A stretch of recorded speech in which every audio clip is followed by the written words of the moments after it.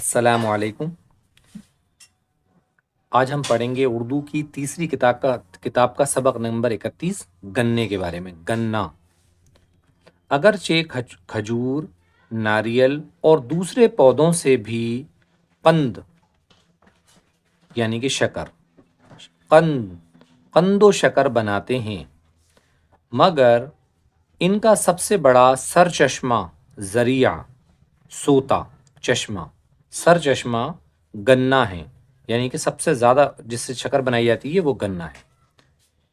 اور یہ جو الف کو میں نے کاٹا ہے، یہ جو ہے سائلنٹ الف ہے، لکھا جائے گا، پڑھا نہیں جاتا۔ بے لام زیر بالخصوص ہمارے ملک میں تو ہر قسم کی شیرینی کا وہی معرف اعلیٰ ہے، یعنی کہ ہر قسم کی شکر بنانے کے لیے سب سے یوز ہونے والا جو چیز ہے وہ ہے گنا، معرف اعلیٰ ہے، بڑا جو ہے معرف سب سے بڑا۔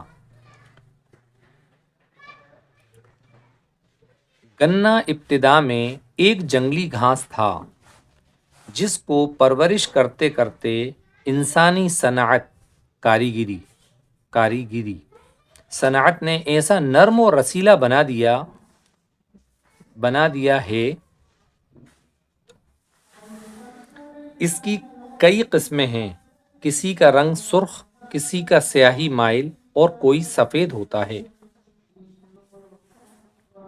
ہر ملک کی آب و ہوا جس طرح انسان اور حیوان کی قد و قامت، انسان اور حیوان چار پیر والے جن کو چوپایا بولتے ہیں ہم، حیوان کی قد و قامت، لمبائی چوڑائی، قد و قامت اور رنگ و روغن میں اختلاف پیدا کرتی ہے، اسی طرح نباتات پر یعنی کہ جو سبزہ ہوتا ہے، گھاس، نباتات پر بھی اس کا اثر ہوتا ہے۔ چنانچہ ہر خطے کا گنا بھی مختلف طرز و انداز کا ہو گیا، کہیں بہت موٹا، لمبا، نرم و شاداب، کہیں پتلا، چھوٹا، کم رس، کہیں اوسط درجے کا ہوتا ہے۔ اکثر سفید رنگ کا گنا تر و تازہ اور نرم رسیلا ہوتا ہے۔ سرخ و سیاہ رنگ کا ذرا سخت۔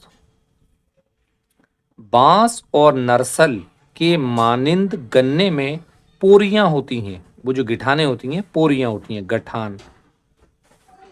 پوریاں ہوتی ہیں، اور ہر پوری پر گٹھان ہوتی ہے، گرہ۔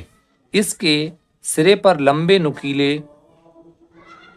دو دھارے پتے ہوتے ہیں، یہ حصہ اگولا کہلاتا ہے اور مویشی کے چارے میں کام آتا ہے۔ یہ بات تو غلط ہے کہ گنے کا تخم نہیں ہوتا، تخم یعنی کہ بیج، تخم نہیں ہوتا۔ بے شک اس میں پھول آتا اور بیج لگتا ہے، مگر وہ پھولنے پھلنے سے پہلے ہی کھود لیا جاتا ہے۔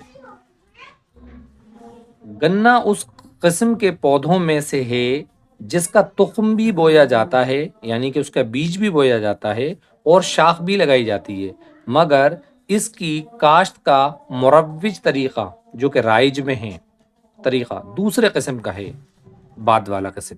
چنانچہ اس کے چھوٹے چھوٹے ٹکڑے لٹا کر کھیت میں دبا دیے جاتے ہیں۔ تھوڑا سا سبق بڑا ہو جائے گا، اس لیے ہم اس کو 2 حصوں میں ریکارڈ کریں گے۔ انشاءاللہ اس کے بعد کے حصے میں آپ سے ملیں گے۔ السلام علیکم۔